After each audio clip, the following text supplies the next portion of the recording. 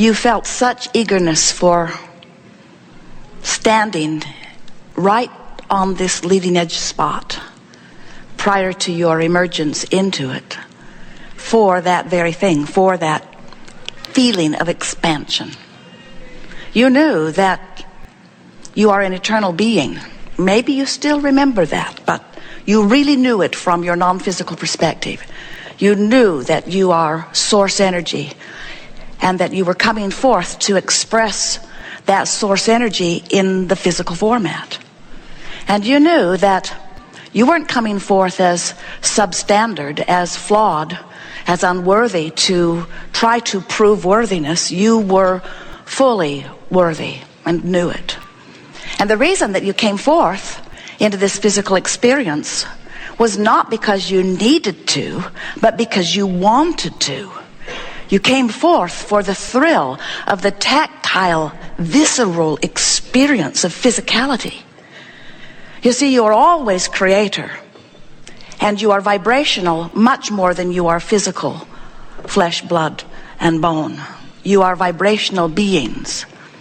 And the reason that you were so excited about coming forth into this physical format is because you knew that by offering thought from this perspective, out here on this leading edge, that things would actualize to support the thoughts that you are thinking. You knew that the thoughts that you think would be managed by law of attraction, and that in this leading edge environment they would manifest.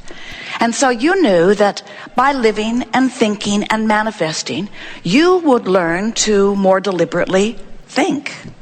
You knew that you could live a little and watch the results of your thought, and then if there was anything less than what you wanted, or more than what you wanted, more of what you don't want or less of what you do want, that you could just adjust your thoughts so that you could get it just the way you want it from whatever perspective you are currently standing.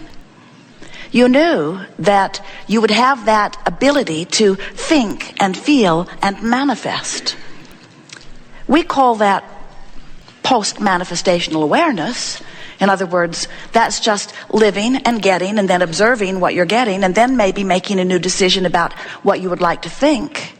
But you knew without any question at all that your thoughts and your manifestations always match, always match, always match, always match every single time. And you also knew that you were the thinker of the thoughts. Oh, of course you knew that you would be responding to environment and that you might be influenced by the thinkers of others. But you also knew that you were the only one that could think within you. You knew that you were the only one who could offer your vibration. You knew that whatever you were offering vibrationally would manifest, and you felt such delight in knowing that you were coming forth in order to exercise that understanding. We love it when something manifests and you take stock of what it is, and then you make a new decision about adjusting your vibration. Esther's made a new decision recently after going through a 300 to 400 item punch list on the new house. Unfinished things, they're all finished now, but it was a month of attention. She's decided to do something that we have been teasing all of you about for a long time. We say we just love it when someone is terminally ill, because then they finally do the only thing that worked anyway, when they have no other options. And Esther has discovered that she has no choice but to let go of control, because there are too many moving parts. When you have a small life, you can control it through your action, through your words, through your determination, through your willpower, through your rules and requirements and enforcements of those rules, by your shoulds and shouldn'ts, by your, if you don't do that, I will be really mad at you. But when your life gets bigger, you begin to discover that there are too many plates to keep spinning. And when the plates start crashing around you because there's not enough of you to keep them spinning, because you were never meant to control your life through your words, through your behavior, through your action. You intended to be the creator, controller of your life experience through the thoughts you think. So when you step back into that understanding and you let how you feel matter more to you than anything else, not how you feel physically, how you feel emotionally. We know you can sometimes be tired, but we want you to be tired and satisfied. We know that sometimes you can be maybe uncomfortable, but you can be uncomfortable and hopeful rather than uncomfortable and fearful. In other words, when you decide that the way you feel emotionally really matters to you, and you make a decision to monitor your feelings and catch them in the earlier subtle stages and head them in more directions of what feels good, now you have harnessed what you knew you would be born with, your guidance system, and most important of all, your pre-manifestational awareness. In other words, you don't feel negative emotion, negative emotion, negative emotion, negative emotion, and then have something turn out bright and fluffy. Frisky, good feeling things don't come from bad feeling emotions. You just don't have happy endings to unpleasant journeys. You got to decide that never mind focusing on the ending, get focused upon where you are and decide to make it feel as good as you can make it feel from where you are. And when you make the decision that you care about how you feel, and regardless of what's going on, there could be 100 really good things happening, and you could be one of those people that finds one thing that isn't going well, and you could focus on it and make yourself miserable. Or you could be someone who currently has 100 things not going very well and one thing that is, and you could be one of those people that focuses upon that one thing that's going well, and by focusing upon that one thing that goes well, you hold yourself in vibrational alignment with that one thing that goes well. You use that good feeling thing to set the tone of your being, and now your point of attraction has shifted to include only other good feeling things. Somehow, somewhere along your physical trail, many of you have come to believe that it's your job to sift through the details of your life and put, or of the world, or of your spouse's life, or of somebody that you care about, and put them in piles. Well, these are the good things, and these are the terrible things, and these are the I could live with it but don't want to things. And we want to say to you, don't sort your manifestations into piles. Make a decision to get right at the core of where it all starts from, at the headwaters, so to speak, of your creation. Make a decision that you care about how you feel, and that you will reach for the thoughts that feel as good as you can get them to feel from where you are. Now, we know sometimes you're standing in a place where it doesn't feel like there are that many really good feeling options. But there are better feeling options from where you stand, no matter where you stand. And if you are determined to find the better feeling option, what happens is you shift your vibration just a little bit. Now, most of you don't really understand how valuable that is, because you don't really understand, most of you, that you are vibrational beings, and that the vibration of your being, which is referenced to you through your mood or attitude, is your center point. It's your point of attraction. If you could just get it, that how you feel matters so much, that if you would give how you feel your undivided attention, not with the attitude that somebody else should be different because, oh, when I look at you, I don't feel as good as I felt before I looked at you. I was feeling pretty good, and then you called me, or you come by, and then I looked at you, and as I gave my attention to you, now I don't feel very good, so it's up to you to do something different so that I can feel better. And we say, how's that going? But when you come to an awareness that how you feel is about what you focus upon, and no matter who's coming by, no matter what they're saying, no matter what's coming to you by way of email or telephone or mail or however it's getting to you, no matter how it's coming, you have the option of taking it hard or taking it easy, of making the worst of it or making the best of it, of giving it your undivided attention, of giving it very little of your attention. You have more control over your focus than most of you have been exercising. And when you begin caring about how you feel more than everything else put together, so that you exercise your ability to focus upon things that do feel good, you begin to discover that in every particle of the universe there is that which is wanted and lack of it. In every conversation is that which you want and that which you don't. In every person, in every point in time, in every room, there's a squeaking thing we could all do without. In every room there is that which is wanted and that which is not wanted. And you may have a very good opportunity today to tune that squeaking thing out, because we have an idea it's going to keep squeaking. It's not going to go away just because we loathe it, whatever it is. In other words, give your attention in whatever segment of your life you are focused to that which is best feeling to you, and tune yourself little by little into vibrational alignment with who you are. You are source energy who existed before this physical body, and many of you get that.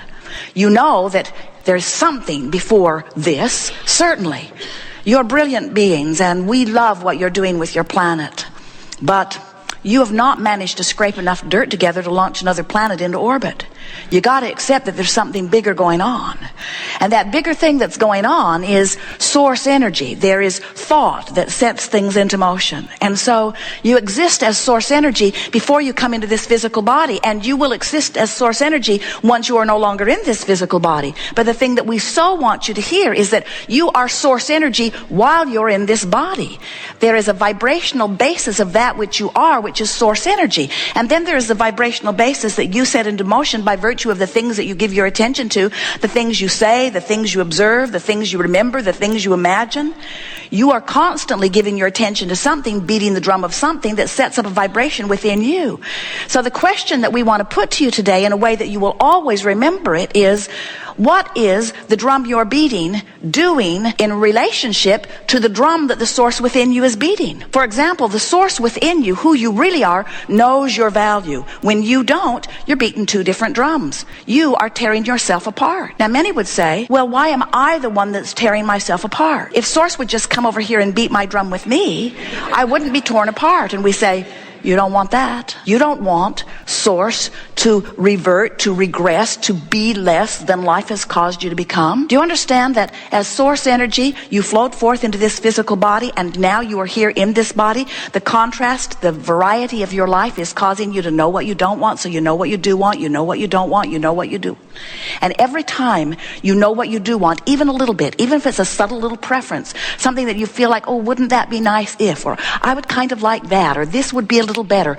Every even most subtle of preference that emanates from you causes a rocket of expansion within you. That's what we mean when we say, are you enjoying the expansion of your desire? But now we want to say it to you in a more powerful way.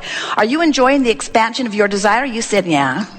Are you enjoying the expansion of your desire? We want to say it to you in a more emphatic way. Are you enjoying the expansion of you? Because when life causes you to desire something beyond where you are, the source energy part of you rides that rocket of expansion and literally, vibrationally becomes it and holds steady to that new becoming. So every time anything happens which makes you prefer something a little more, the source within you becomes that which is a little more. And then the question that we want to put to you, and certainly you want to ask yourself, is, what am I doing about that? Am I keeping up with the me that I have become? If you're feeling eagerness, the answer is yes. In this moment, you're up to speed with who you have become. If you're discouraged, the answer is no. Life caused you to become something. The source within you became it, but you're still beating the drum of something's gone wrong. I don't have enough money. I don't have enough money. I don't have enough money. I don't have enough money. I don't have enough money. Don't have enough money. I've never had enough money. I've never had enough money. It's not fair that I don't have enough money. It's not fair. It's not fair. It's not fair. It's not fair. It's not fair. It's not fair. I don't know anybody who has enough. Nobody has enough. Nobody has enough. Nobody has enough. Nobody has enough. Nobody has enough. Nobody has enough. That rich bugger over there does. Probably deals drugs.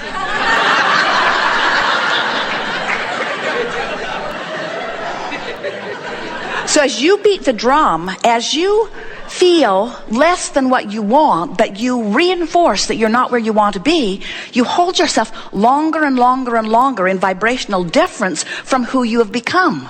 And you know what happens when you do that? You feel worse and worse and worse and worse and worse. So then it's really interesting. So you beat the drum of what you don't want, and you know you can never notice what you don't want without asking for what you do want, even if you don't put words to it. You can't even notice that there's not enough of something without automatically asking for more of it. So every time you notice that there isn't enough, you ask for more, and every time you ask for more, Source rides that rocket. And you know what that means to you?